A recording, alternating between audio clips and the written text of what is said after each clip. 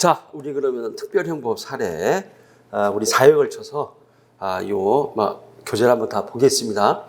먼저 2페이지 교통사고 범죄입니다. 자, 문제 1번. 교통사고 범죄는 4문제를 정리해놨는데 교통사고 범죄는 100% 이 정도면은 커버가 됩니다. 자, 조문은 별도 안 읽겠습니다. 자, 먼저 문제 1번. 갑은 승용차를 운전해서 고속도로를 법정 제한 속도를 20km나 초과해서 과속으로 진행하다가 직급은 이제 수도권하고 좀 지방이 다르죠. 수도권은 자동차 같은 경우는 100km, 수도권은 110km인데 이 사건 당시에는 전국이 100km 통일돼 있었고 실제 사례입니다.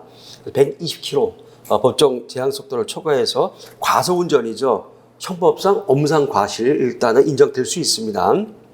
과속으로 진행하다가 때마침 진행 방향 우측에서 좌측으로 고속도로를 무단 횡단하는 C를 발견하고 제동 조처를 취했으나 C를 들이받아 중상을 입히게 되었다. 자, 그래서 고속도로 위에서 무단 횡단하는 사람을 충격을 해서 지금 사고 결과 발생이 됐습니다. 갑은 피해자 C를 구조할 것을 두고 순간 망설였으나 에라 모르겠다는 심정으로 차량을 정차하거나 C를 구하는 등 필요한 조처를 취하지 않고 그대로 도주해 버렸다. 이렇게 이제 도주를 해버리면은 이게 특가법 5제3, 소위 말해서 사고 운전자 도주죄, 즉 뺑소니, 요것이 이제 쟁점이 됩니다. 그 C는 C는 사고를 목격한 다른 운전자를 경찰에 사고 발생을 신고한 덕분에 도로 위에 쓰러져 있던 C의 생명을 이제 구할 수 있었다. 상당히 출제가 많이 됐습니다. 이 부분이. 실제 사례는 그건 아니고 사망사고였었어요. 제가 좀 변형을 했지만은 사망사고고, 근데 시속 110km인데 문제는 이제 피해자 과실도 상당히 있었습니다. 야간에 술 취한 상태에서 고속도로를 이제 무단 횡단했어요. 야간이고 술 취한 상태에서. 그러니까 이제 그 고속도로를 저기서 지하도로 이렇게 횡단해야 되니까 귀찮으니까는 안 오겠지 했는데 그래갖고는 이제 사망 사고였었습니다. 자, 그랬을 때 이 경우 판례에 따라 갑에게 과실 인정되는 경우와 부정되는 경우로 나누어서 갑의 죄책을 설명하죠. 판례에 의하면은 이렇게 과속 운전을 했어도 운전자에게 과실 인정되는 경우가 있고 부정되는 경우가 있습니다. 객관식에서도 출제가 됐고 사례에서도 이렇게 출제가 됐는데 나눠서 한번 설명을 해보자. 자, 이렇게 한번 보시죠. 자, 4페이지입니다. 먼저 갑에게 업무상 과실이 이제 부정되는 경우인데 특별형법이기 때문에 특별형법은 학설이 의미가 없습니다. 제가 원래 학설 설명 안 하지만은 특별형법은 더더군다나 의미가 없고 당연히 이런 부분들은 도로교통법 학설이 들어올 여지가 없어요. 100% 판례에 의해서 해결하시면 됩니다. 그러면은 객관식 사례가 또 동시에 이제 해결이 되니까. 자, 업무상 과실치상죄. 자, 고속도로에서 과속 운전을 했음에도 불구하고 주의무 위반, 업무상 과실이 무엇을 근거로 부정되는 것인가? 그것은 이제 판례겠죠. 판례 범위는 무엇인가 알아보시죠. 자, 문제점. 갑은 신뢰 원칙이 적용되는 영역인 고속도로를 무단 횡단하던 C를 치어서 중상을 입혔으나 갑 자신도 과속으로 고속도로를 운행해서 스스로 교통규칙을 위반하였는 바 이러한 경우에도 갑에게 신뢰 원칙이 적용될 것인가. 그래서 우리가 흔히 이제 신뢰 원칙이 적용돼 도로교통에서 그러면은 먼저 고속도로, 그 다음에 다른 도시도 마찬가지겠죠. 근데 제가 다른 도시, 부산만 해도 가본 지가 지금 20년이 넘어갔고 기억이 안 나던데, 자동차 전용 도로.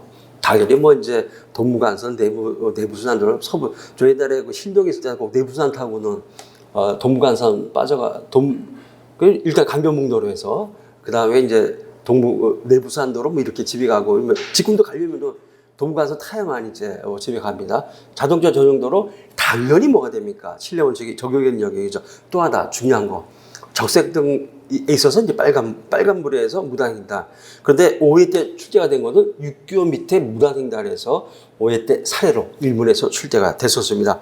모두 다 신뢰 원칙이 적용되는 영역이 됩니다. 자, 고속도로면 당연히 신뢰 원칙, 이때는 자동차가 우선이 됩니다. 판례에 의하면은 고속도로에서 틀림없이 과속을 해서 교통사고를 일으켰음에도 불구하고 업무상 과실이 부정되는 논거는 무엇인가? 판례를 보시죠. 판례는 1번. 고속도로를 운행하는 자동차 운전자에게 고속도로를 무단횡단하는 보행자가 있을 것을 예견해서 운전할 주의무는 없다. 원칙적으로 고속도로에서는 당연히 신뢰 원칙이 적용되니까 고속도로에서 어떻게 무단횡단을 하느냐, 있을 수가 없다. 원칙적으로 자동차 운전자의 과실을 원칙적으로 부정하고 있습니다. 원칙에서 이미 부정이 된다. 2번, 피해자 운전의 자동차 30 내지 40m 전방에서 피해자가 고속도로를 무단횡단하기 위해서 2차로로 갑자기 뛰어들었고 피고인이 피해자와의 충격을 피할 수 있는 조처를 하기에는 이미 늦어 피고인 운전의 자동차로 피해자를 추격하게 된 경우 업무상 과실이 인정되지 않는다. 물론 이제 뒤에 업무상 과실이 인정되면 여기 원칙에 대한 예외겠죠. 그건 바로 뒤에 나옵니다. 그런데 일반적으로는 원칙적으로는 고속도로에서는 당연히 신뢰 원칙이 적용되기 때문에 설사 과속 운전을 했다 하더라도, 근데 여기서 키워드 중요한 상황은 바로 불과 40m 전방에서 고속도로를 무단횡단하는 그 피해자를 발견했다는 겁니다. 그러면 우리가 고속도로에서 법적 속도를 준수했다고 하면 가정을 해보죠. 100km인데 90km 법적 속도 준수했죠. 내가 고속도로를 90km 정도로 운전했는데 40m 전방에서 갑자기 사람이 보행자가 고속도로 뛰어 올랐다. 그 브레이크 밟아봤자 늦습니다. 90km만 달린다 해도 이건 법정 속도를 준수했다 하더라도 이때는 어떻게 됩니까? 이때는 사고는 일어날 수밖에 없었다. 사고를 피할 수 없었다. 그러니까 당연히 이때는 신뢰 원칙이 적용될 수밖에 없고, 근데 사실 이 논리는 업무상 과실이 아니라 상당 인과관계, 우리 12대 출제됐었죠. 사례에서 합법적 대칭이 이론입니다. 사실 그 논리지만은 대부분 두 가지를 얘기를 해요. 이러기 때문에 과실이 인정 안 되고 상당 인과관계도 인정 안 된다. 그래서 둘 다 부정했는데 전 여기서 상당 인과관계는 논하지 않고 과실만 논하고 있습니다. 따라서 검토. 판례에 의하면 비록 갑이 과속으로 고속도로를 운행했다 하더라도 갑에게도 신뢰 원칙이 적용돼서 갑행위는 업무상 과실치상죄를 구성하지 않아. 업무상 과실이 부정되니까는 당연히 이때는 업무상 과실치상죄가 성립하지 않습니다. 그리고 갑에게 업무상 과실치상죄가 성립하지 않은 한 차의 운전자가 교통사고로 인해서 형법 268조의 죄를 범한 경우에 적용되는 교통사고 처리특례법 제3조 1항의 적용도 고려되지 않는다. 우리가 실무에서 교통사고를 일으킨 자를 처벌하기 위해서는 형법 268조 업무상 과실치상죄가 아닙니다. 교통사고 처리특례법 3조에 의해서 처벌받습니다. 그러나 교통사고 처리특례법 3조가 적용되려면 반드시 형법 268조 업무상 과실치상죄가 성립해야 되는데 업무상 과실치상죄가 성립하지 않기 때문에 교통법의 적용도 없다라는 것들. 요거 언제 5회 때 사례에서도 역시 출제가 됐었습니다. 그럼 육개미 무단횡단 사람, 그럼 문제안에 정상속도로 자동차를 운전하고 있었거든요. 육개미 무단횡단 당연히 이때 신뢰 원칙에 적용돼서 업무상 과실 부정, 따라서 교통법 적용도 인정 안 된다. 5회 때도 쓰셨어야 됐고요. 또 하나가 이제 특가법이죠. 도주 차량죄. 자, 문제점. 역시 5회 때 출제됐었습니다. 갑은 승용차를 운전하다가 시를 들이받아 중상을 입히고도 차량을 정차하거나 피해자인 시를 구하는 등 필요한 조처를 취하지 않고 그대로 도주해버리는 바, 이때 갑에게 특가법상 도주차량죄가 성립할 것인가. 판례 때도 요거 객관식에서도 출제가 됐고 5회 때 주관식 사례에서 출제 요게 됐었죠.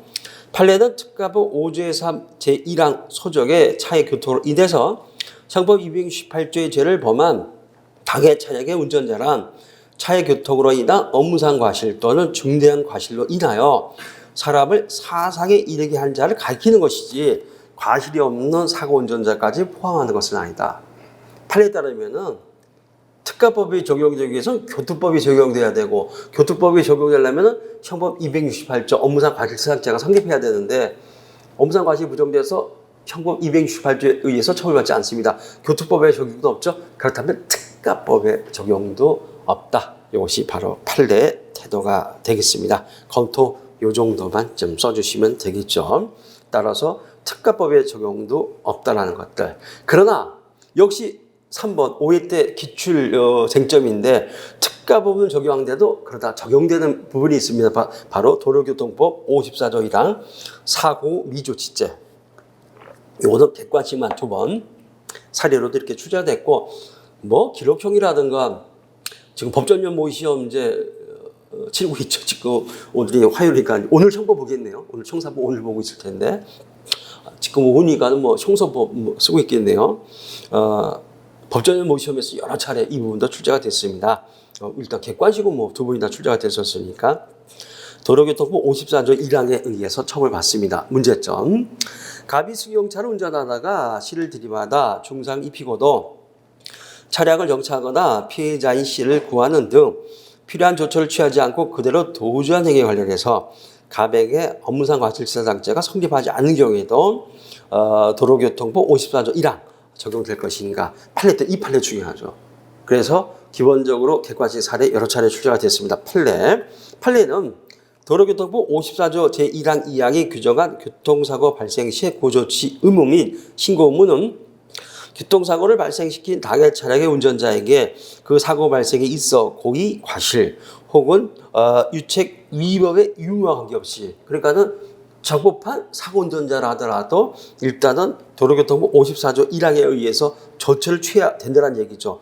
유무와 관계없이 부과된 의무.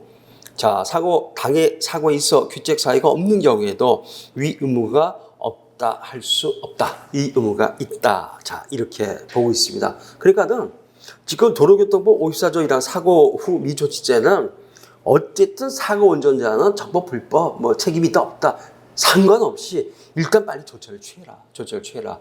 모든 사고 운전자에게 부과되는 공통 의무 요거 취하지 않았죠? 따라서 당연히 도로교통법 54조 1항으로는 처벌을 받게 된다라는 것들. 자, 이렇게 해서 최소한 5년 이하 징역입니다. 벌금 뭐 따로 있지만은 처벌받게 됩니다. 그 다음에 다음 페이지 4번인데 이게 과거에 그 법전면 모의 시험에서 이제 최종 기준표 저도 이거 지금 그 다음 달에 3개년 판례인데 다 해놨어요 벌써. 그런데 이제 뭐 대법원도 이제 판례 늦게 뜨고 기다리고 오늘 아침에 검색했더니 또 안 떴더라고 신판례. 근데 이제 7월 우리 24일이니까는 그 윤보를 갖다 또 반영해 기출 여부를 이제 반영해야지 기출표 해줘야 되니까는 그러니까 이제 뭐 일주일 이내는 우리는 최종 기준표 이제 들어옵니다 문제하고 그럼 그래갖고 이제 넘기면은 어쨌든 이제 24일 이전에 출간이 매년 이제 그렇게 했었는데 그래가 최종 기준표 이렇게 쭉 보면 교수님들이 이제 쟁점을 설명해 주시잖아요 출제 교수님이. 근데 여러 차례 이게 출제가 됐는데 얘는 꼭 빠져 있어요. 얘는 꼭 미신고죄. 근데 아까 판례도 이거는 당연히 미신고죄라도 처벌받는다고 돼 있거든요. 교수님들 이거 빼버립니다. 한 번도 그러니까는 이걸 제가 볼 때는 이거 답안지 안 써도 된다는 얘기죠. 오히려 출제됐겠죠. 아마 채점 그 쓰면 1점 정도 가점은 있을 텐데 1점 너무 이제 묻혀있는 쟁점입니다. 그러나 우리 강의시간이니까 이게 쟁점이 된다는 것도 설명을 해야죠. 그래서 아까 판례도 보셨지만은 아니 당연히 규정이 있고 있는데 너무 묻혀 있습니다. 알아는 2시간 얘기면 뭐 쓰고 안 쓰고는 상관없는데 뭐 득점에는 되게 큰 영향 없지만은 그러나 판례도 이걸 인정하고 있고 조문도 있고 알아는 주자라는 것들. 자, 도로교통법 54조 제2항 보문에 의하면 동조 1항의 경우 그 차의 운전자 등은 경찰 공무원 등이 현장에 있을 때는 그 경찰 공무원에게 경찰이 이제 현장에 없을 때는 112 가까운 국가경찰서 112에 사고가 일어난 거 직접 신고해. 당연하죠. 빨리빨리 112 전화해갖고는 여기 사고 났으니까 빨리 출동해 주세요. 바로 이게 신고 의무가 됩니다. 당연히 그래야 그다음에 뭐 조치를 뭐 취할 수 있겠죠. 자, 다음 판례는 교통사고를 낸 차의 운전자 등의 신고 의무는 사고의 규모나 당시의 구체적인 상황에 따라 피해자의 구호 및 교통질서 회복을 위해서 당사자의 개인적인 조처를 넘어 경찰관의 조직적 조처가 필요하다고 인정되는 경우에만 있는 것이라고 해석해야 된다. 무슨 얘기냐? 접촉사고 정도. 그런 게 괜찮은데 인명사고가 발생하면은 이때 부딪히면은 이건 뭐 고속도로는 위험하거든요. 그럴 때는 지체업 시켜라. 그러다 어느 정도 고속도로에서 접촉했을 때 인명사고가 뭐 꼭 죽는 건 아니지만은 인명사고는 거의 100% 발생이 되겠죠. 저도 지금도 저도 왼쪽에 철심을 21cm 지금도 받고 있는데 삐덕거려요. 지금 이러면은 전 느끼거든요. 내부수단도로에서 저기 뭐 한양대 입구에서 음주운전에 맞췄거든요. 그래갖고 저도 한 달 입원하고 막 2009년에 그것도 이제 강의 끝나고 이제 저기 뭐야 끝나고 이제 우리 회식하고 학생들이 집에 데려 운전학생 저기 뭐 아니 누워 있었어요. 한 달 정도 누워 있었는데 운전학생 저는 뭐 이렇게 이번 프로 이제 경추를 다쳐갖고 이 친구는 누워 있었는데 그 바람에 그 친구는 그때 사시절인데 근데 사시 안 됐어요. 그 친구는 지금 그래서 대기업체 지금 부장하고 있는데 그런데 그 뭐가 됩니까? 근데 바로 그냥 떠버리거든요. 아니 내부 순환 도로에서 받쳤는데도 이게 뭐 부러지고 경추가 다치는데 하물며 고속도로도 두말하면 잔소리라는 겁니다. 그럴 때 반드시 이때는 신고죄를 적용해야 된다는 것들. 사례에서 갑이 대인 사고를 일으킨 후 중상 입었죠. 당연히 신고 들어갑니다. 이러한 신고문을 나였다는 정황이 전혀 보이지 아니하니 하나 사고 당시 구체적 상황이 경찰관의 조직적 조치가 필요하다고 인정되는 경우라고 전혀 보이지 아니함. 저는 이렇게 해석했는데 요거는 판단하는 사람의 어떤 뭐가 몫입니다. 그래서 정확하게 법리만 제시하시면은 다 맞게 처리가 된다. 뭐 그걸 떠나서 쓰지도 않습니다. 너무나 무책임된 쟁점인데 있다 정도는 알아주셔야 됩니다. 자, 유기죄도 굳이 보실 필요는 없어요. 유기죄 굳이 보실 필요 없고. 자, 그 다음에 여기 실전 답안이 나온 경우는 안 봅니다. 그러나 실제 답안에서는 이렇게 뭐 길게 못 쓰죠. 그래서 실전 답안에다가 답안지 쓴분량을 이렇게 줄여놨습니다. 그래서 요거는 제가 이제 진로별 형사라는 책 분리시켰죠.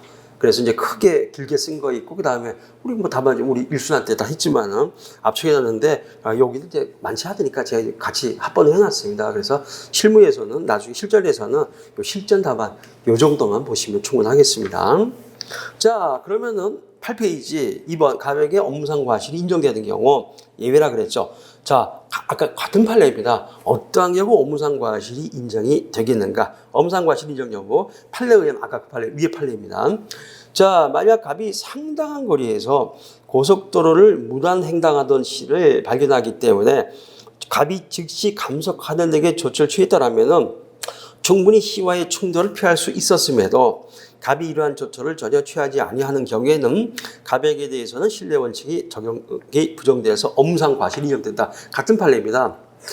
조금 아까 앞에서 보신 부분은 이제 원칙 부분인데, 근데 이제 뒤 이 부분이 예외적인 부분인데 판례가 이제 뭐라 하냐면은 이게 그 호남 고속도로 쪽이 되는데. 조금 아까 30-40m 전방에서 갑자기 고속도로에 튀어오른 피해자를 발견했다 그랬죠. 요걸 10배만 실제 판례입니다. 만약에 300m, 400m 전방에서 발견했다. 그래서 사실 경부는 우리가 타보면 알지만은 꼬불꼬불이거든요. 특히 이제 경상도 넘어가게 되면은 지그재그이기 때문에 안 보이는데 호남 타보세요. 우리나라는 지평선이 보이지는 않죠. 우리나라 고속도로는 지평선 안 보이는데 호남 쪽은 지평선 비스무리하게 1km 정도 다 보입니다. 300m 정도 보는 거는 호남에서 1도 아니거든요. 워낙 뭐 전라도 쪽 빠져갖고 쫙 빠지면은. 그 실제 사례입니다. 상당 거리도 실제로 500m인가 그랬어요. 500m인가 정도 떨어져 있는데 거기서 어떤 사람이 고속도로를 무단 횡단했거든요. 그러면 아무리 120km를 달려도 그 정도에 사람 좀 무단 횡단돼 그러면은 속도를 줄일 수 있다는 겁니다. 지금으로 자동차 기계가 얼마나 발달했습니까? 물론 이때는 이제 그건 아니었지만은 이 시절에는 판례 시절에는 그럼 아무리 육안으로 봐도 이거는 뭐가 됩니까? 요새 자동차에 있어서 하면은 알아서 반자동으로 이제 앞으로도 뭐 운전할 필요도 없겠지만은 그 상용화 되죠. 지금도 반자동으로 그러면 자동차가 알아서 이제는 속도를 줄여주지 않습니까? 알아서 척척하면서 속도가 줄여지는 지금도 이미 되고 있는데 그런데 뭐 이 시절 그런 게 아니지만은 아니 300-400m, 500m 전방에서 무단횡단을 발견하면은 당연히 그때는 뭐가 됩니까? 속도를 감소할 수밖에 없겠죠. 그런데 지나가겠지, 건너가겠지 생각하면서 속도를 전혀 안 줄였다는 겁니다. 근데 이 피해자가 실제로는 자기도 모르게 술 취한 상태 올라오니까 이제 우왕좌왕한 거죠. 못 건너갔어요. 그래야 깔아버린 겁니다. 사고가 일어난 사건이거든요. 대부분 그렇다면 이때는 원칙적으로는 업무상 과실이 부정되지만 얼마든지 감속 조처를 취할 수 있었음에도 불구하고 감속하지 않아서 사고가 났다. 이때는 업무상 과실이 예외적으로 인정될 수밖에 없다. 바로 그것이 판례 태도가 되겠습니다. 그러면 이제 상당히 관계가 중요하죠. 합법적 대칭 이론인데 상당 인과관계가 중요합니다. 이번에도 그 3개년 판례하다 보니까는 이 상당 인과 합법적 대지연 판례가 신판례 2022년에서 2개나 또 나왔더라고요. 자, 판례에 의하면은 자, 교통규칙 위반이 없었더라면 결과가 발생하지 않았을 것으로 판단되는 경우 우리 10회 때도 바로 이 사례에서 출제가 됐었죠. 자, 합법직접 대책이론은 일단은 업무상 과실이 주의무 위반이 인정됩니다.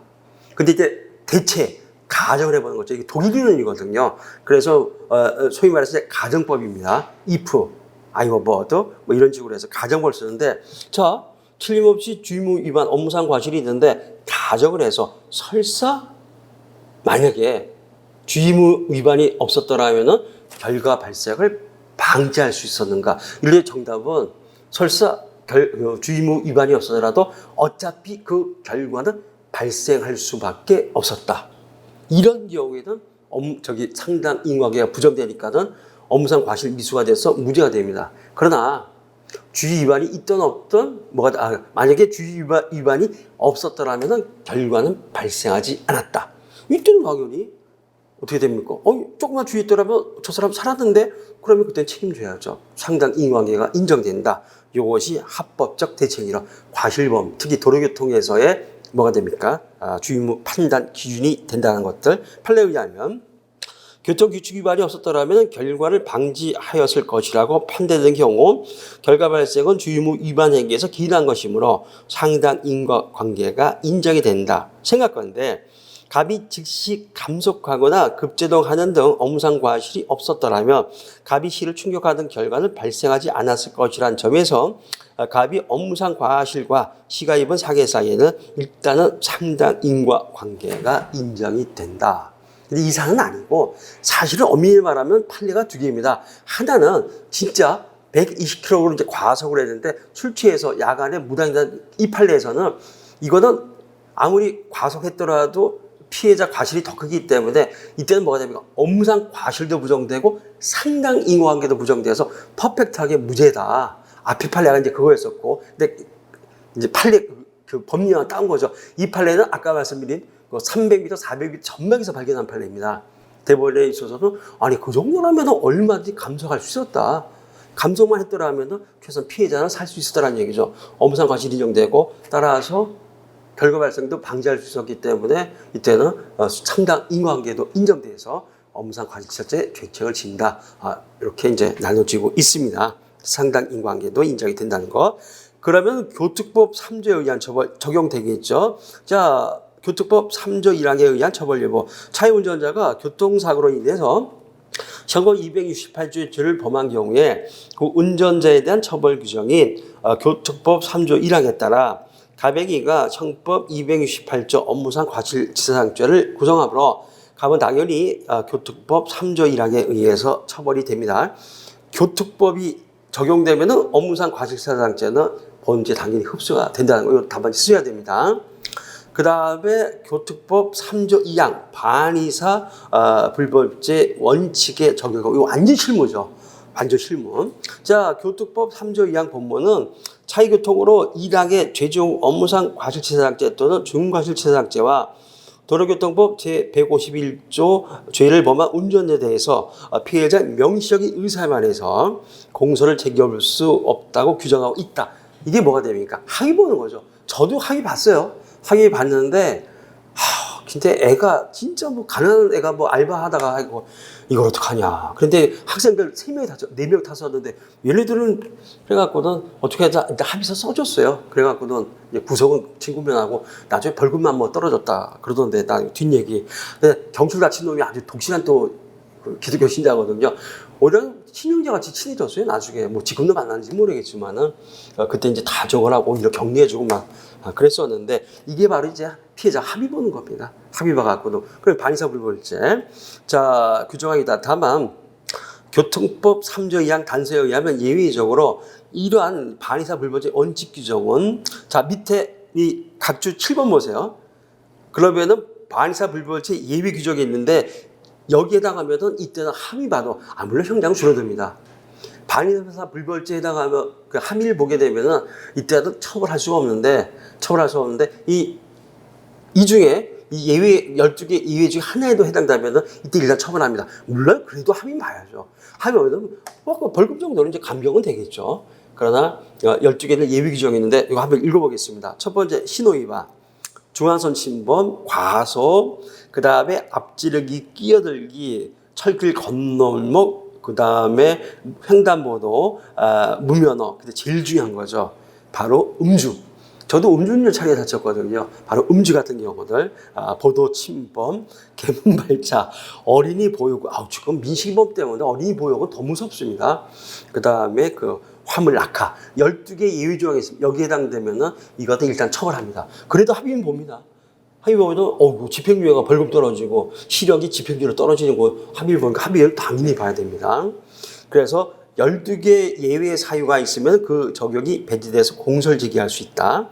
다음은 업무상 과실로 교통사고를 일으키는 피해자에 대한 고조치 없이 도주했으므로 가백의 교통사고 처리 특례법 반의사불벌죄 원칙의 적용은 없다라는 것들. 솔직히 이거는 형법보다는 형사법주의죠. 형사법적이죠. 그래도 제가 이제 여기까지 갖고 왔습니다. 그래서 같이 한번 형사법 쪽에서도 한번 이렇게 봐주시고요. 자, 특가법 5조 3의 1항 도주 차량 뺑소니, 당연히 이때는 뺑소니가 이때는 당연히 적용됩니다. 형법 228조 적용되죠. 교통법 적용되죠. 뺑소니 쳤죠. 그러면은 궁극적으로는 도주 차량죄에 의해서 가중 처벌을 받는다라는 것들. 이럴 때 228조 교통법은 뺑소니 뒤에다 흡수가 되어버립니다. 그래서 이때 1년 이상이죠. 1년 이상 뺑소니에 의해서 가중 처벌이기 때문에 요거는 뭐가 됩니까? 흡수가 된다는 것들. 그 다음에 도로교통사 사고 미조치죄 역시 적용됩니다. 미조치죄 적용되는데, 그런데 이거 객관식에서 죄수관계 출제됐습니다. 요 뒤에 보면은 우리 뭐 죄수관계 도표 정해놨습니다. 그래서 요거 뺑소니하고 도로교통 위반죄는 실체적 경합관계에 있다라는 것들. 실경이냐, 상경이냐. 뒤에 이따 도표 한번 보시죠. 거기 이제 도표 다 정리돼 있으니까는. 자, 요거는 도로교통 위반죄는 별도의 범죄를 구성해서 실체적 경합관계에 있다라는 것들. 상경이 실경인지 생각이 안 나는데 뒤에 도표에서 거기 가서 한번 이따 보겠습니다. 자, 이렇게 해서 정리를 하실 수 있고요. 10페이지, 그럼 관련 판례 한번 보시죠. 자, 도로교통법 54조 1항의 의미입니다. 사고 운전자 미조치죄. 자, 1번. 도로교통법 54조 1항의 취지, 도로교통 54조 1항의 취지는 기억 도로에서 일어나는 교통사고의 위험과 장애를 방지 제거하여 안전하고 원활한 교통을 확보함을 그 목적으로 하는 것이지, 니은 피해자의 물적 피해를 회복시켜주기 위한 규정이 아니라는 것들. 그러니까 이게 뭐냐 하면은 결국 도로교통 54조 1항은 교통소통의 원활입니다. 그래서 기본적으로 사고가 일어나면 빨리빨리 고속도로에 이거 빨리빨리 다닐 수 있게 해주라는 게 주목적이 있지. 그러다 보니까는 그 피해자를 빨리빨리 좀 안전하게 옮겨야 됩니다. 그러나 피해자 구호에 주목적 있는 것은 아니다. 이거는 우리가 이렇게 되면 이제 일반인들은 무슨 그런 목 같은 법이 있느냐. 근데 법의 입법 취지가 그겁니다. 그 부분이라는 것들. 2번. 자, 그 조치의 의미. 자, 본조에서 말하는 교통사고 운전자 등이 즉시 정차해서 사상자를 구하는 등 필요한 조치를 취할 의무란 곧바로 정차함으로써 부수적으로 교통의 위협이 초래 등의 사정이 없는 한 즉시 정차해서 사상자에 대한 구호 조치 등 필요한 조치를 취할 의무. 원칙적으로는 즉시 브레이크 밟으란 겁니다. 그러다 이제 거기서 브레이크 밟으면 더 큰 사고가 일어난다. 그러면 조금 더 떨어져서 이제 밟은 다음에 빨리빨리 조치를 취해라. 뭐 이런 경우들이죠. 3번. 무과실 귀책 사유 없어도 미조치죄 적용인데, 요거는 아까 이미 그 본문에서 보셨습니다. 그 판례입니다. 그래서 위법, 적법, 불문, 그 다음에 뭐 고의가 있다 없다 불문, 책임이 있다 없다 불문해서 모든 사고 운전자에 대해서 적용이 된다라는 것들. 4원. 자, 특가법상 미조치죄 의미 이거 한번 보시죠. 특가법 5조 3 1항에서 정한 피해자를 구하는 등 도로교통법 54조 1항에 따른 조처를 취하지 아니하고 도주한 경우를 함은 기어 사고 운전자가 사고로 인해 피해자가 사상을 당한 사실을 인식하였음에도 피해자를 구하는 등 도교법에 규정된 의무를 이행하기 이전에 사고 현장을 이탈해서 사고를 낸 자가 누구인지 확정될 수 없는 상태를 처리하는 경우를 말하는데 이거죠. 미조치죄. 근데 보통 우리 실제로 기사 같은 데 보면은 자, 교통사고 일으켰습니다. 근데 운전자들 뭐라 변명하죠? 사고가 난 줄 몰랐습니다. 여기도 판에 다 있습니다. 사고가 난 줄 어떻게 사고를 일으키고 깜깜해서 아무것도 안 보이는데 거기에다 판에 다 있습니다. 어쨌든 툭 부딪히니까 본능적으로 부딪혔다. 그러면 뭐가 되면 운전하다 일단 정체해서 봐야 되겠죠. 근데 제가 부딪힌 건 알았는데 사람이 아니라고 생각했는데요. 그럼 벌써 이제 그 지수를 받아내면 끝입니다. 그럼 무슨 뭐 검사나 재판장이 바본가? 그래, 너 고의 있는 거야. 변호하다가도 속으로 아이씨, 저 뭐야, 막 이렇게 되죠. 그런 경우는 무지하게 많습니다. 바로 이런 얘기죠. 그런데 사고를 일으키고도 도망가고도 지금 즉석에서 누가 사고 운전자인지를 확정시키지 못하는 그 상태, 요걸 유발시키면은 바로 미조치죄, 그러면서 뺑소니 특가법까지도 적용이 된다라는 것들. 여기에는 피해자나 경찰관 등 교통사고와 관계없는 사람에게 사고 운전자 신원을 밝히는 것도 포함이 된다라는 것들. 지나가는 제3자한테 제가 사고 냈는데 안 된다는 거죠. 관계자에게 반드시 밝혀야 된다라는 것들. 5번 미조치죄가 성립하지 않으면 조주 차량죄도 당연히 이제 성립하지 않는다라는 것들. 교통사고 운전자가 실제로 피해자를 보호하는 등 도로교통법 54조 1항에 의한 조처를 취할 필요가 있었다고 인정되지 아니한 경우 사고 운전자가 피해자를 보호하는 등 도로교통법에 규정된 의무를 이행하기 이전에 사고 현장을 이탈했더라도 이때는 뭐가 됩니까? 특가법 등등은 굳이 적용될 필요가 없다라는 것들. 그러니까 이거 접촉사고, 단순한 접촉사고 정도, 그냥 가슴은 그런 그 정도 같은. 옛날에 그 친구하면 강원도 속초 가서다가 남이 피해자죠. 우리가 탄 차량 피해자인데 보험 처리 뭐 하기 귀찮으니까는 즉석에서 그 당시 90몇 년인데도 한 30만 원 이렇게 건네더라고요. 죄송합니다 하고. 보험 처리하는 거는 갖다 이거죠. 뭐 그런 거 신고 안 들어가거든요. 그런 건 상관없다는 겁니다. 거기에 이제 해당되는 그런 경우들. 인명사고 발생하면은 이건 빼박입니다. 이건 무조건 해야 된다는 것들. 그렇게 해서 한번 보시고요. 자, 그래서 이제 1번 문제는 다 보셨습니다. 자, 그럼 2번 문제. 자, 이게 원래는 이 책 초판에는 이게 지금 88인데 초판에는 이 상습절도가 특가법에서 이제 가중처벌 받았었습니다. 물론 지금도 1항부터 6항까지 3개하고 여전히 가중처벌을 받습니다. 그런데 이제 메인이 1항인데, 근데 1항이 위헌 판단 받고 삭제됐거든요. 그래서 이제 이 문제를 근데 삭제하기에는 좀 워낙 같이 이제 도로교통법 특가법 위반 같이 걸렸기 때문에 그래서 상습절도는 비록 1항은 지금 위헌 판단 받고 삭제가 됐지만은 어쨌든 지금도 특가법에 의해서 상습절도가 가중처벌받는 규정이 3개나 남아 있습니다. 그 다음에 걸렸기 때문에 문제를 재구성하기 어려워서 여전히 남겨뒀더라는 것들. 이 판까지인가에는 이 특가법상의 동일특별 형법이었었죠. 상습절도. 자, 절도의 습벽이 있는 갑은 저녁 10시경 모 편의점 앞을 지나가다가 주인이 없다는 사실을 확인하고 열려진 편의점 문을 열고 안으로 들어가 에세라이트 담배 한 보로를 가지고 나왔다. 일단은 상습절도가 성립됐죠.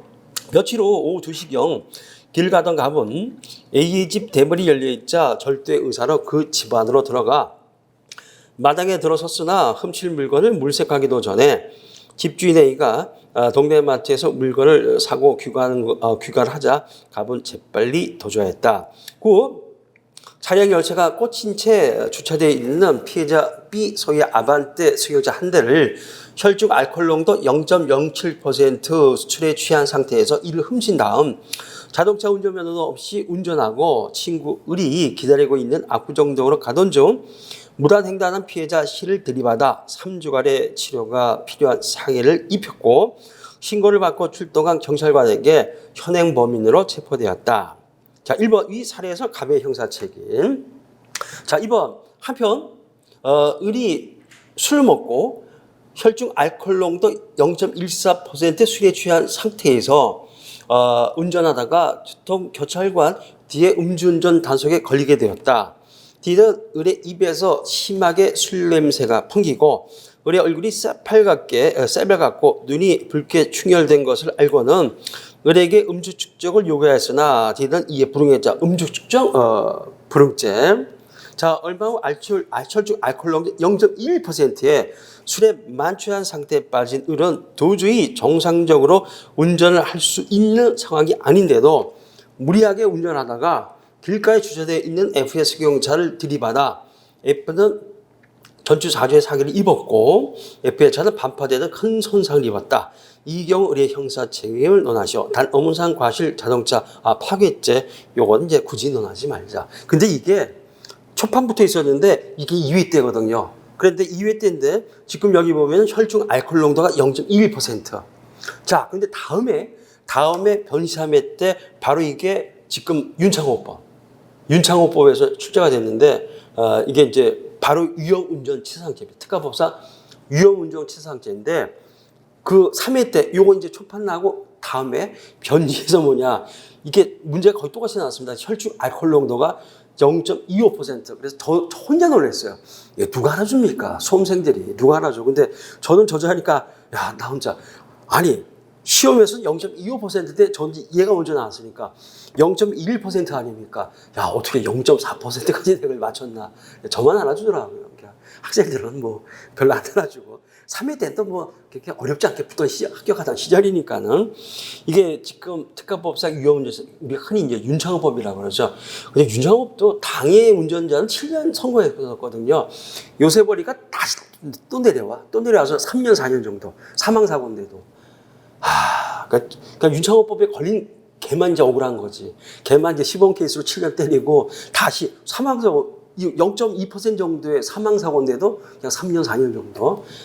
민식이도 요새 많이 내려왔습니다. 민식이법도 처음에는 뭐 7년 막 이렇게 때리더니. 진짜 이건 문제 있는데. 진짜 막 인도 덮쳐갖고 사람들이 막 지난번 70대 할아버지 그 아저씨? 아니, 나오는데 찍혔잖아.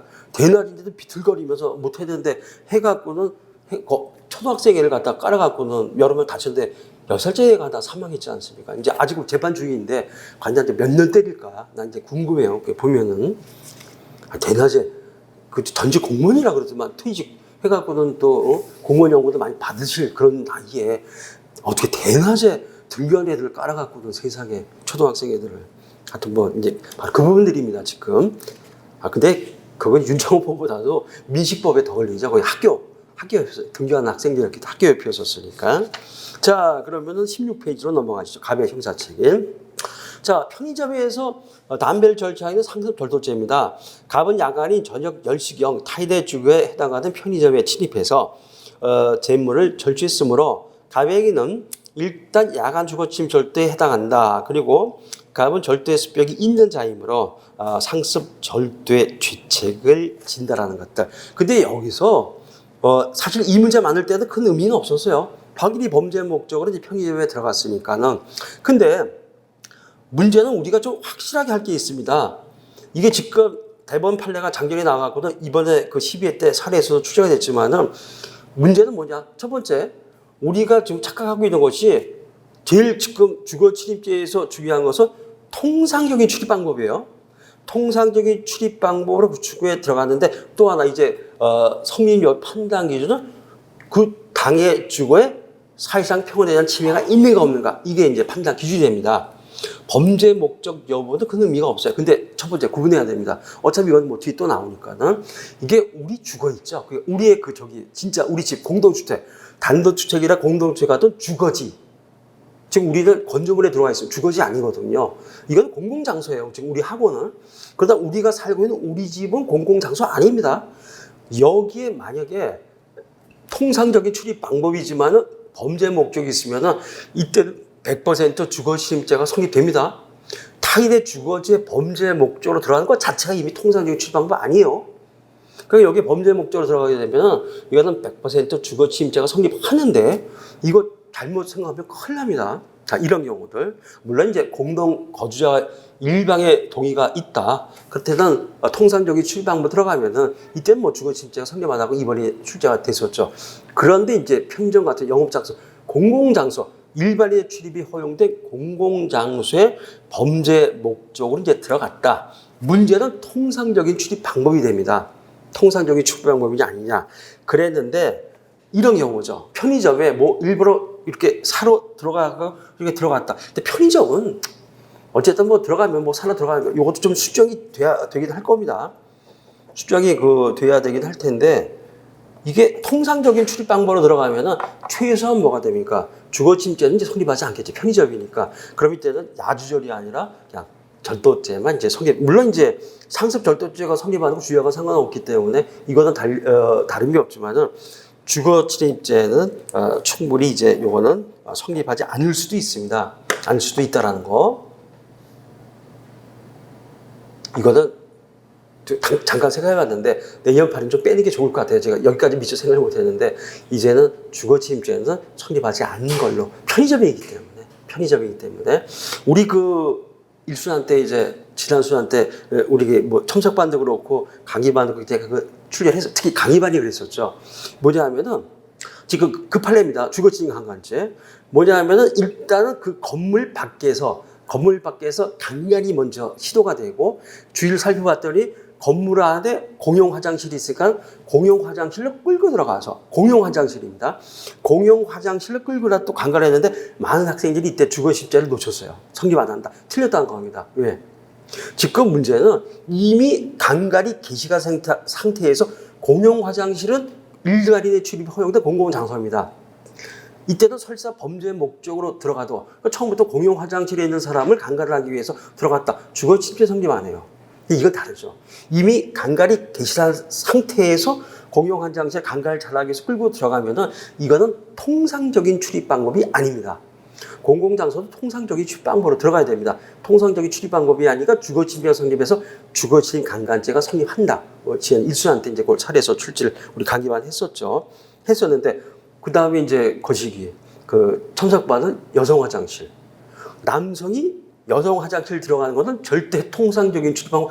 우리도 같이 붙어 있잖아. 우리 여성 화장실 잘못 들어가면 큰일 납니다. 당장 들어가면 잡히면 아마 학원에서 잘릴지 몰라. 학원에서는 그거 잘릴 겁니다. 어떻게 해? 아니 남성이 여성 화장실 왜 들어가?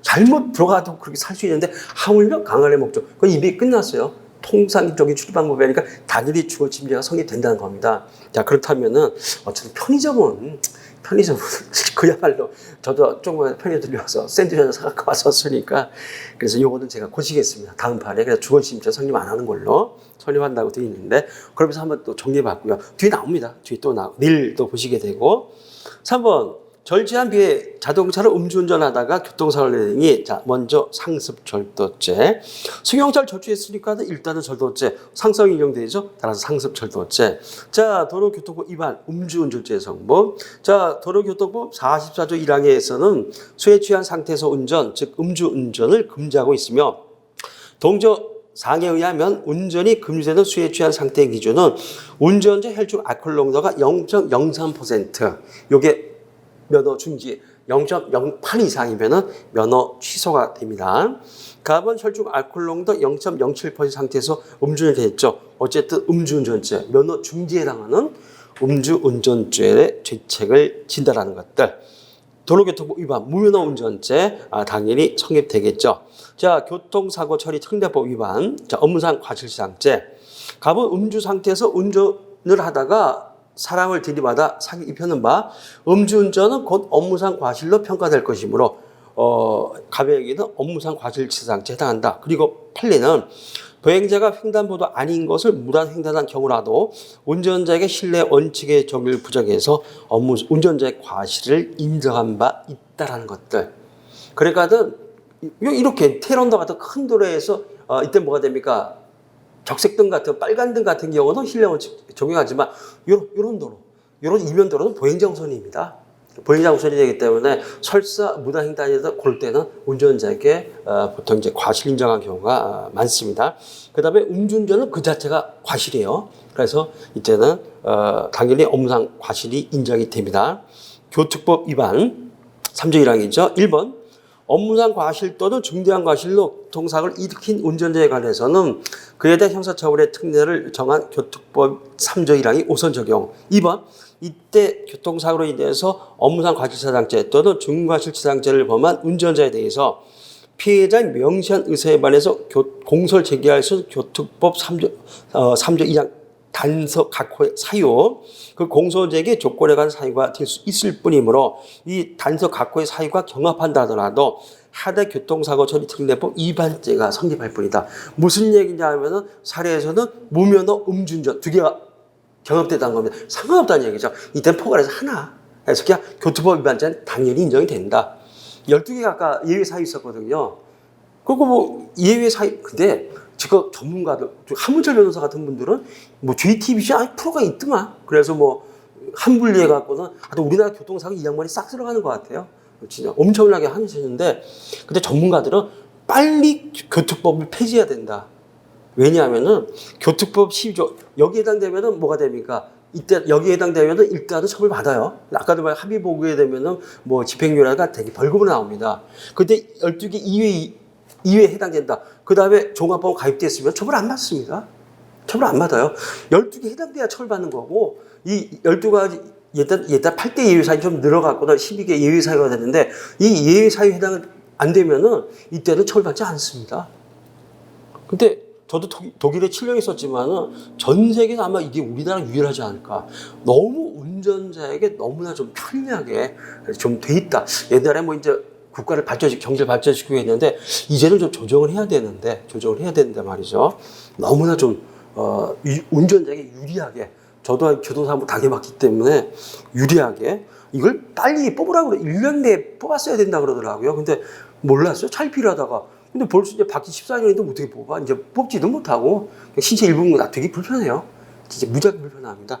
어떨 때 막 뼈를 막 찌르고 그랬는데 뽑지도 못한다고 그러고. 하여튼 이제 개인적으로 저도 교통사고 피해자고 그러니까는 어쨌든 12개 예외 사유에 해당하지 않으면은 종합보험에 물론 가입돼 있고 그러면 이때도 처벌 못 합니다. 당연히 합의 보게 되니까는 12개 예외 사유에 해당해야 비로소 공소 제기가 가능한데 무면허운전과 음주운전이 경합돼 있다. 몇 개 더 경합될 수 있습니다. 상관없다는 거죠. 하나로 해서 교통법 위반죄는 하나만 인정하면 되겠습니다. 자, 반의사 불벌죄 적용 여부인데 이거 조금 아까 보셨죠? 반의사 불벌죄일 때 이제 공소를 제기할 수 없는데 예외가 있습니다. 무면허운전, 음주운전 이외에 해당되겠죠. 옹라든지 공소 제기하는데 두 번째 달라. 그러나 실무예요. 실무.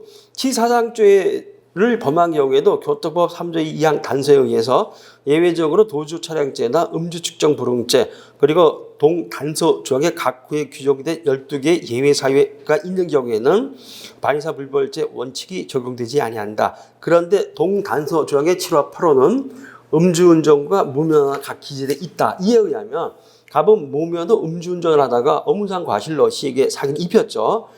교통법 3조 2항 7호 8호에 의해서 반의사 불벌죄 원칙의 적용은 없게 된다는 것들. 이것도 아주 극히 실무입니다. 그렇기 때문에 아주 중요하고, 오히려 이거는 이제 좀 기록형이라든가 이쪽에서 자주 나오니까는 이렇게 한번 보시고요.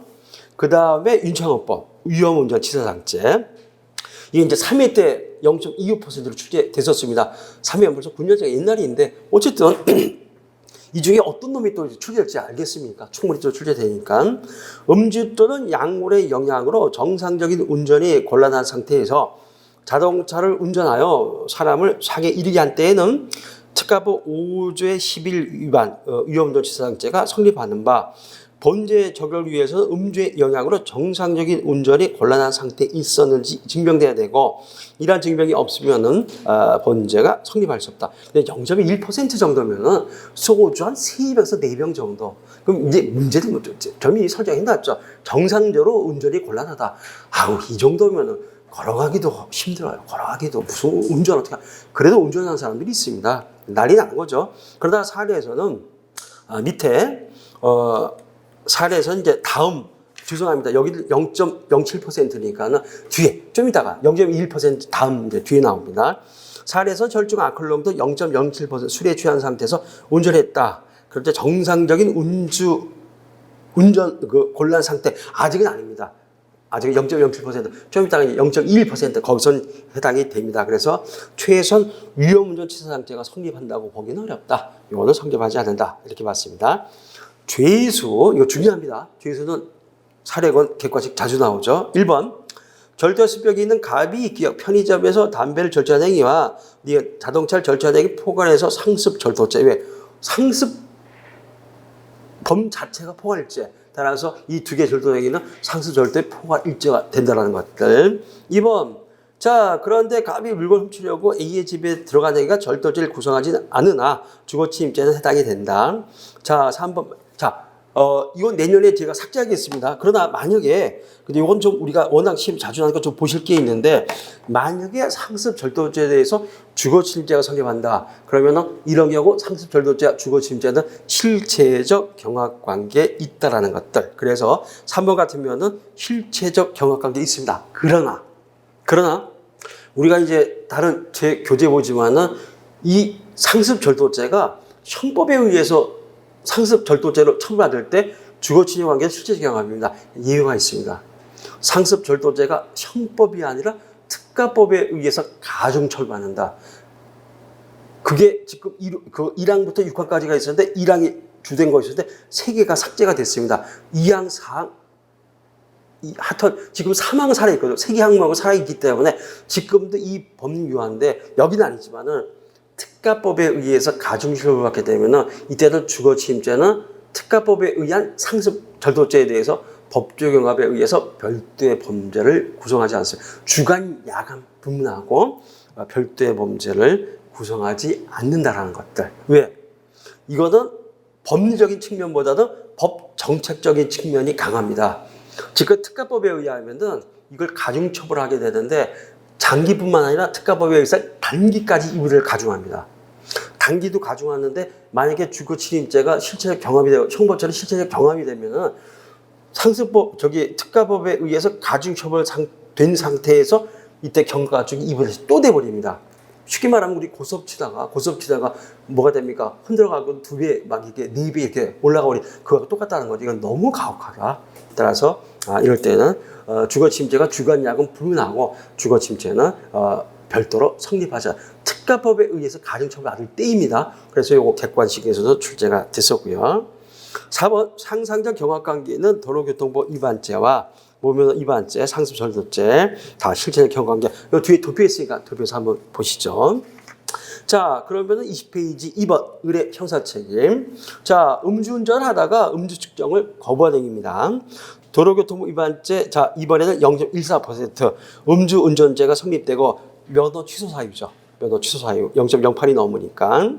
자, 도로교통법 위반죄 음주 측정 불응죄. 요거 법전형 모시험 출제 사례로 됐었죠. 도로교통법 148조 2 제2항의 음주 측정 불응죄는 술에 취한 상태에 있다고 인정할 만한 상당한 이유가 있는 사람이 같은 법 44조 2항의 규정에 의한 경찰 공무원의 측정에 불응하지 않은 경우에 성립하는 바 이에 술에 취한 상태에 있다고 인정할 만한 상당한 이유가 있어야 됩니다. 생각건데 자 설정이 되어 있습니다. 어른 혈중 알코올 농도 0.14% 술에 취한 상태에서 운전하다가 교통경찰관 뒤에 음주 단속에 걸리게 되었는데 단속 당시 뒤는 의뢰 입에서 심하게 술 냄새가 풍기고 의뢰 얼굴이 새빨갛고 눈이 붉게 충혈된 것을 알아차리고는 의뢰에게 음주 측정을 요구했다는 점에서 규칙 운전을 인정할 만한 상당한 이유와 음주 측정의 필요성은 충분히 인정이 됩니다. 이렇게 이제 문제 안에 설정되어 있고 요것만 답안지에 쓰시면 되겠죠.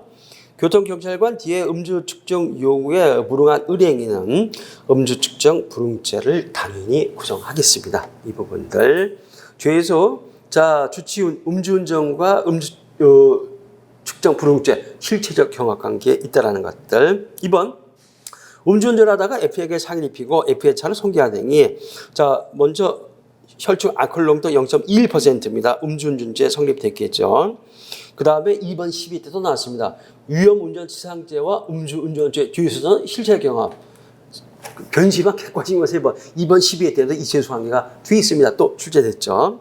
자, 교통사고 처리 교특법 3조 1항 위반죄 당연히 성립됩니다. 음주운전은 과실운전이니까 엄상 과실인정되니까 당연히 교특법 위반죄.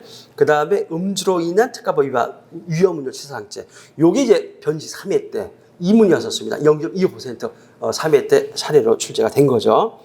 특가법 5제 11 위반 위험운전치상죄는 음주 또는 약물의 영향으로 정상적인 운전이 곤란한 상태에서 자동차를 운전하여 사람을 상해 또는 사망에 이르게 한 경우 성립한다. 일명 윤창호법. 여기서 정상적인 운전이 곤란한 상태라면 1번 도로교통법 44조 1항의 규정을 위반해서 주치 중에 운전한 모든 경우를 가리키는 것이 아니며 2번 술에 취해서 정상적인 운전을 할 수 없는 우려가 있다는 정도만으로는 부족하고 3번 운전자가 술에 취해서 전방 주시를 하는 것이 곤란하다거나 자신이 의도한 대로 조작의 시기 내지 정도를 조절해서 핸들 또는 브레이크를 조작하는 것이 곤란하다는 등의 심신 상태를 의미한다. 이런 경우들. 완전히 뭐 역주행해서 사람 깔아버린다. 이러면 끝난 얘기죠. 그런 경우들. 우리 혈중 알코올 농도 0.1%의 술에 만취한 상태에서 도저히 정상적으로 운전을 할 수 있는 상황이 아닌데도 무리하게 운전하다가 F에게 전치사주의 상해를 입힌 것이므로 위험운전치사상죄가 일단은 성립이 되겠습니다. 엄상과실 재물손괴로 의한 도로교통법 위반죄, 도로교통법 151조 엄상과실 재물손괴로 의한 도로교통 위반죄. 형법에서 과실손괴죄 처벌 규정이 없습니다. 그러나 도로교통법에서는 과실손괴죄 이렇게 처벌하고, 그 자동차 교통사고라면 자동차 반파, 저기 자동차 근데 못 탔었더라. 거기가 전파가 되는데 저는 즉시 이제 고대 안암병으로 옮겼거든요. 두 놈은 이제 걸어가고 한 놈은 이제 경추 다쳐가 저도 입원했지만은 그런데 그때 그쪽이 그 삼성화재였었어요. 그 가해자 쪽이 삼성화재니까 이렇게 피해자들이 잘해주대요. 그 감정평가사 나오셔갖고 잘해주고 그러는데 그 양반 살아주셔서 감사합니다. 야, 왜 그래 그랬더니 보고 왔는데 선생님 차 전파됐어요. 전파됐는데 사망사고는 아니었던 거죠. 그러니까 진짜 저도 교회 집사지만 하나님이 도우셨다 했는데 그러니까 그 양반이 그러시려니까 팀장님이라고 놀래갖고 온 거죠. 거기다가 뭐 이렇게 경찰이 저걸 했어요. 거기 있는 사람 그건 맞죠. 사시재생들이었고 거기 이제 제가 이재상이잖아요. 근데 그때는 이재상 교수 살아 계시고 이재상 교수를 착각을 했나봐요. 거기 저기 교수님들 계셔요. 나한테 그래갖고는 막 난다고 막 했었나 보더라. 팀장이 막 나오고 나 그분 아니라고 근데 아는 분이지만은 제가 그분 아니라고 말씀드렸었는데 그런데 진짜 살아주셔서 감사합니다. 그 정도 전파됐는데 살아있는 거는 그렇다 그러더라고요. 전파됐었어요 그때.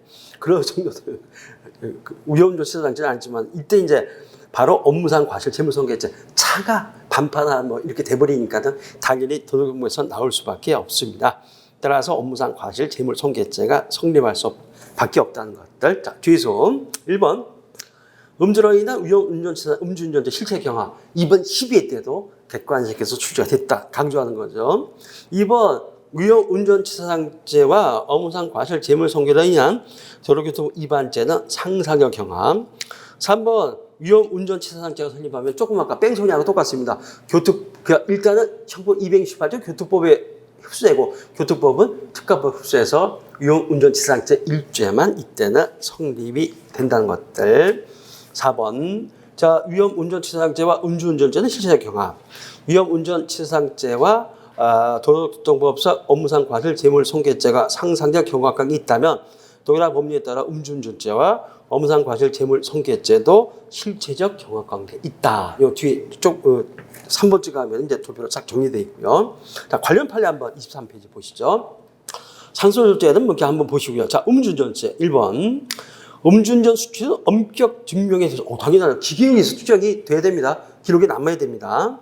도로교통법 소득의 주치운전이란 혈중 알코올 농도가 현행 0.03% 이상인 상태에서 운전하는 경우로서 그 혈중 알코올 농도가 특정돼야만 주치운전으로 처벌할 수 있다. 99년인데 이때만 해도 뭐 이 정도 근데 지금 2023년에도 뭐 빼박입니다. 얼마나 기기가 발달했는데 이거는 자동으로 확정이 된다는 것들. 2번 심신장애로 인한 감경은 이제 불가하다라는 것들. 줄침문만 한번 보시죠. 자, 피고인이 음주운전의 의사로 음주 만취한 후 운전을 결행해서 교통사고를 일으킨 경우 음주 시에 교통사고를 일으킬 위험성을 얘기했는데도 자의로 심신장애를 야기한 경우이므로 형법 103조 3항에 의해서 심장애로 인한 감경을 할 수가 없다는 것들. 변지 3회인데 2번 12회 때도 이것도 출제됐습니다. 이것도 이번에 객관식 요 판례 소위 말해서 이제 고의원장인데 과실원장애가 음주운전에 적용 안 된다. 이번 12회 때도 객관식 또 나왔었습니다. 그래서 과실원장애인데 음주운전 심신강경은 있을 수가 없다라는 것들. 자, 무면허 운전죄. 자, 1번 면허 정지 상태에서 원동기 장치 자전거 운전인데, 그런데 지금 원동기 장치 자전거라고 하는데 이게 125cc 이하의 스쿠터 같은 거 있죠. 그겁니다. 스쿠터는 125cc 이하겠죠. 근데 요새 그 퀵보드도 어디 들어갑니까? 퀵보드도 여기에 들어갈 겁니다. 그래서 150cc 이하니까 스쿠터 같은 것들. 자, 그런데 면허 정지 상태에서 언덕이 장치 자전거 운전인데 문제는 이게 지금 모르겠지만 이 재판 당시에는 법률이 어떻게 돼 있었냐면은 첫 번째 자동차 무면허 운전은 당연히 면허가 없는 상태에서 자동차를 운전하면 무면허 운전입니다. 그 다음 면허 정지 중인 상태에서 자동차를 운전해도 무면허 운전이 됩니다.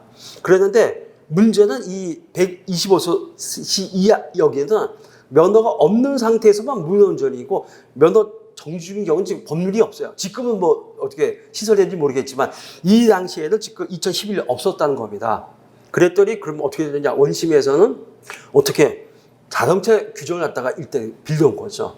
그래갖고도 야 자동차는 면허 정지 중인 상태 자동차 운전하면 무면허 운전이니까는 스쿠터 같은 경우도 면허 정지 중에도 이때다 무면허 운전 그래 대법원 노.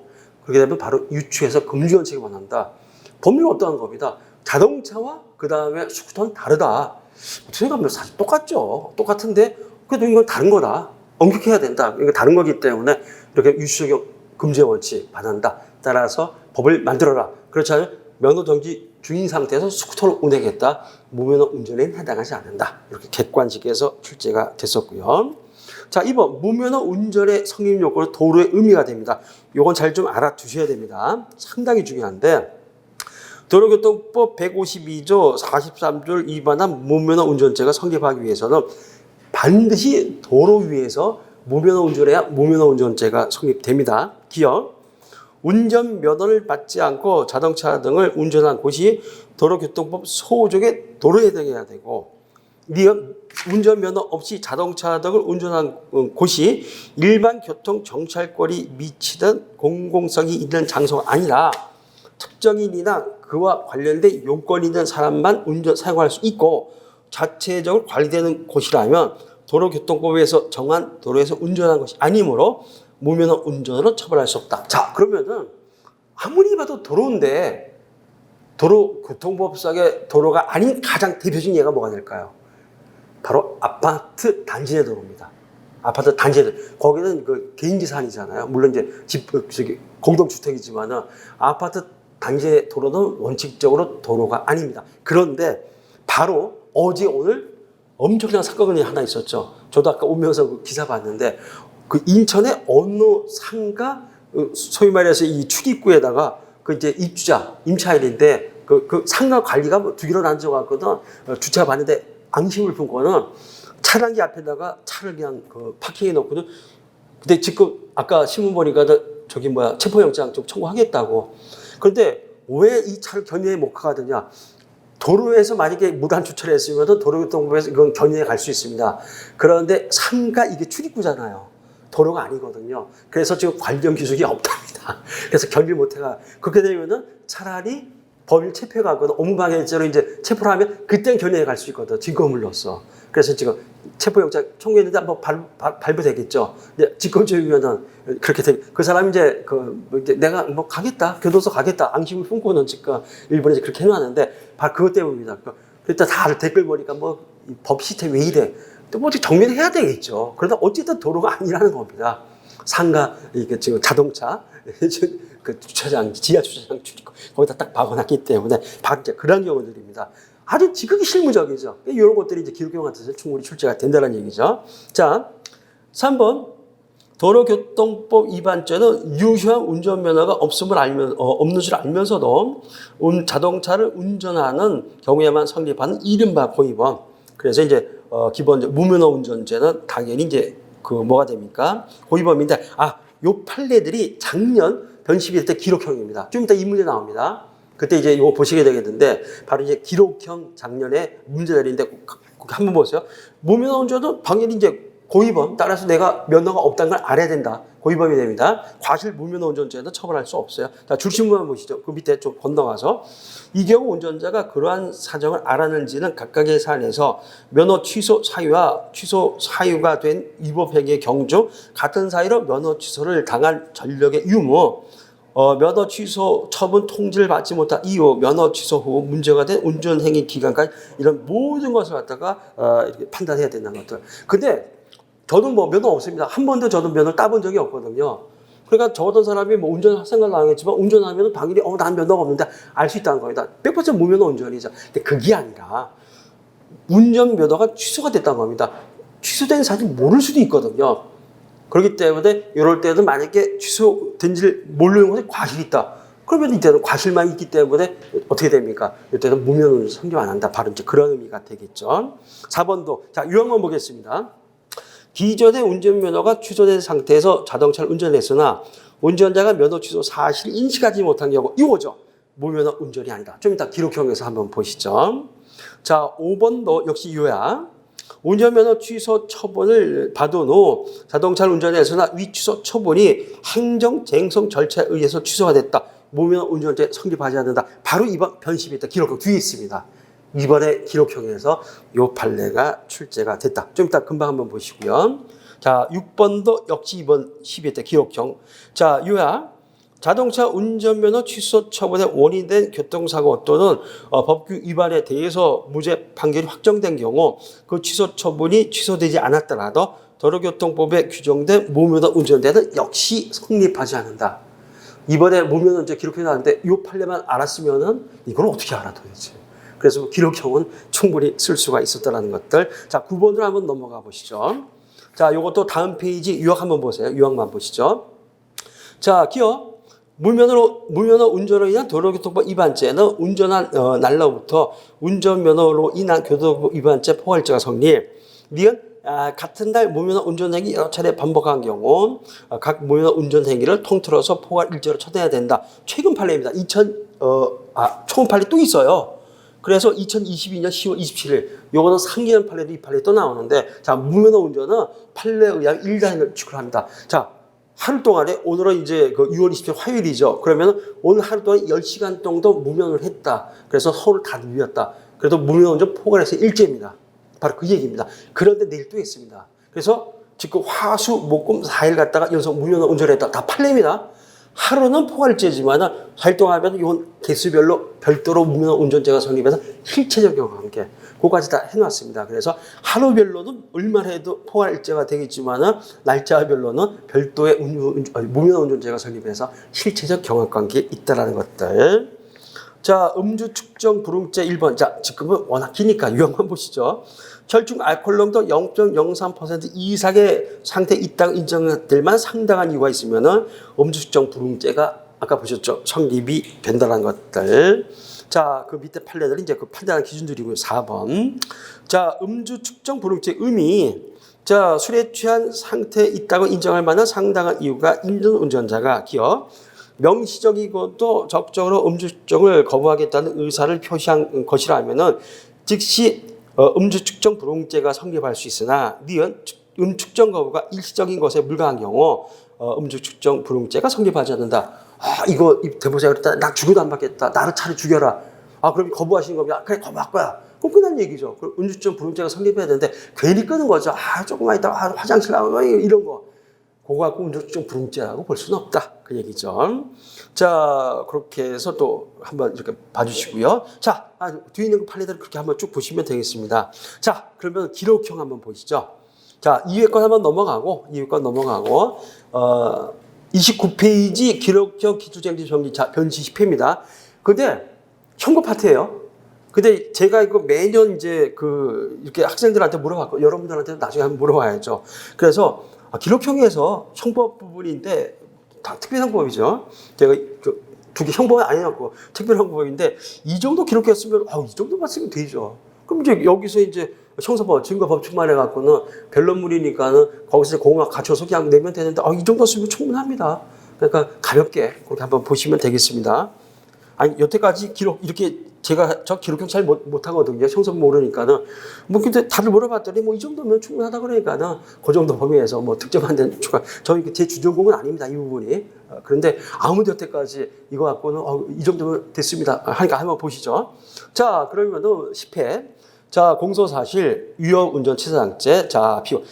근데 문제는 이거 갖다가 PDF로 발견인데 이게 저기가 안 돼요. 긁어오기가 안 됩니다. 그래서 그거 이제 다시 변환해 갖고 하는 거 있잖아요. 그것도 안 되게 처리해 놨더만 그 사진 그 파일 이런 식으로 우리 이제 보내주거든요. 그래서 이거 일일이 제가 다 타이핑을 해야 돼요. 보면서 출력해 갖고도 보면서 타이핑해 하고 다 한 건데 자 요거는 이제 문제죠. 자 피고인 김을남은 2020년 밤 9시경 서초구에 있는 하이마트 앞길 3차로를 혈축 알코올농도 0.201 취한 상태, 0.20이죠. 무소 차량을 운전해서 서초역 쪽에서 고속터미널 쪽으로 시속 30km로 진행하던 중 술에 취해서 정상적인 운전이 곤란한 상태에서 제동장치를 제대로 조작하지 못한 과실로 전방에 신호대기로 정차하고 있던 포토 화물 차량의 뒷부분을 들이받아 이 포토 차량에 타고 있던 피해자 호두수로 하여금 약 전치 3주간의 치료를 요하는 유튜브 염좌 등의 상해를 입혔다. 전치 3주의 상해를 입혔습니다. 사건 발생 당시 김을남에게 술 냄새가 심하게 나고 비틀거리며 혀가 꼬여서 말을 제대로 못했다. 이 교통사고에서 형사상 상해는 전치 3주부터입니다. 전치조 빵 하면은 이거 전치조 나오거든요. 그거는 교통사고에서 형사상해는 안 돼요. 그러니까 뭐 저기 업무상 과실상해 이런 건 안 됩니다. 전치 3주입니다. 실무에서는 폭행 같으면 2주 뭐 이렇게 상해를 볼 수 있지만은 교통사고는 언제나 전치 3주. 그래서 당연히 이제 교수님들도 전치 3주를 이제 출제. 뭐 교수님 외에도 당연히 뭐 검사, 변호사, 판사들 다들 계시니까. 자 범죄 사실 음주운전. 피고인 김을남은 서울 서초구 서초동에 있는 오발타 음식점 앞에서 같은 구 동학로에 있는 하이마트 앞 도로에 이르기까지 약 300m 구간을 혈축 알코올 농도 0.201% 술에 취한 상태, 만취한 상태에서 차량을 운전했고 도로교통법 위반. 피고인 김을남은 무소 차량의 운전 업무에 종사하는 사람이다. 피고인은 밤 9시경 서울 서초구 동학로에 있는 하이마트 앞 편도 3차로를 서초역 쪽에서 버스 터미널 쪽으로 시속 약 30km로 진행하게 되었다. 당시에는 야간이었으므로 자동차 운전 업무에 종사하는 사람에게는 속도를 줄이고 전방을 잘 살피면서 안전하게 운전해서 사고를 미리 방지하여야 할 업무상 주의 의무가 있었다. 그럼에도 불구하고 술에 취해서 이를 게을리한 채 제동장치를 제대로 조작하지 못한 과실로 전방에 신호 대기 중이던 피해자 조중우 운전의 포토 화물 차량의 뒷부분을 들이받아 수리비 50만 원이 들도록 손괴했다. 자 여기까지가 문제고 이제 공소사실과 범죄 사실에 의거한 김을남 제가 이번 쭉 정리해봤습니다. 자 음주운전죄 김을남은 혈중 알코올 농도 0.201 상태에서 운전했죠. 당연히 음주운전죄 죄책을 진다. 기록교육상 이제 조문 잘 쓰시는 거 중요하죠. 자 교통사고 처리 특례법 위반에서 업무상 과실치사장죄 여부. 김을남이 운전을 한 것 자체가 곧 업무상 과실로 평가될 것이므로 이 정도 쓰시면 충분합니다. 이때 뭐 음주운전이 왜 과실인가? 당연히 과실이지. 음주운전이 당연히 과실이지. 이 정도 쓰시면 되는데 아마 이거 판사 검사 출신 교수님 모를 거예요. 당연히 과실 아니야? 뭘 더 써야 돼? 더 이상 뭐 알려가지고 당연히 과실이다. 음주운전 자체가 업무상 과실. 김을남이 운전을 하다가 피해자에게 상해를 입힌 행위 업무상 과실치사장죄. 그러면 당연히 교특법 3조 1항 위반죄 성부. 업무상 과실 또는 중대한 과실로 교통사고를 일으킨 운전자에 대해서는 그에 대해서 형사처벌의 특례를 정한 교특법 3조 1항이 우선 적용이 되겠습니다. 그러므로 김을남이 운전에 의한 업무상 과실로 피해자에게 상해를 입혔죠. 교특법 3조 1항 청구 268조 위반죄를 구성한다라는 것들. 자, 음주운전이나 특가법 위반의 점. 자, 1번. 특가법 5조 11 위험운전치사장죄에서 정상적인 운전이 곤란한 상태라 함은 운전자가 술에 취해서 전방 주시하는 것이 곤란하다거나 자신이 의도한 대로 조작에 시기되지 정도를 조절해서 핸들 또는 브레이크를 조절하는 것이 곤란하다는 등의 심리상태를 의미한다. 정확히 2%는 아까 말씀드린 소주 3병, 5병 쌓입니다. 강한 사람은 5병, 약한 사람은 3병. 어때 걷기도 힘들어요. 0.2% 이상이라는 얘기는 이미 끝난 얘기입니다. 기물남이 사건 발생 당시 혈중 알코올 농도 0.201%의 술에 취한 상태에서 술 냄새가 심하게 나고 비틀거리며 혀가 꼬여 말도 제대로 못한 등 정상적인 운전이 곤란한 상태에서 제동 장치를 제대로 조작하지도 못한 과실로 인해서 피해자로 하여금 약 3주간의 실료하는 상해를 입비했죠. 위험운전 치상죄가 성립이 되겠습니다. 업무상 과실 재물 손괴로 인한 도로교통 위반죄. 그래서 이것도 아까 보셨죠. 거기 2번 보시면은 당연히 업무상 과실 재물 손괴로 인한 도로교통 위반죄도 성립이 되겠습니다. 주의수 1번 상상자 경합관계에 있는 위험운전 치상죄와 업무상 과실 재물 손괴로 인한 도로교통법 위반죄는 음주운전죄와는 실체적 경합. 2번 교통사고 처리 특례법 위반죄는 특가법 소득의 위험운전 치상죄에서 별도의 범죄를 구성하지 않는다. 형법 파트는 이 정도. 나머지 이제 뭐 증거능력에서 뭐 이런 거 쪼개 형사법 이렇게 그 정도만 쓰시면 되겠습니다. 아직도 12회까지 또 봐야 되니까 좀 쉬었다가 그러면은 11회 기록형 용어부터 한번 들어가시죠.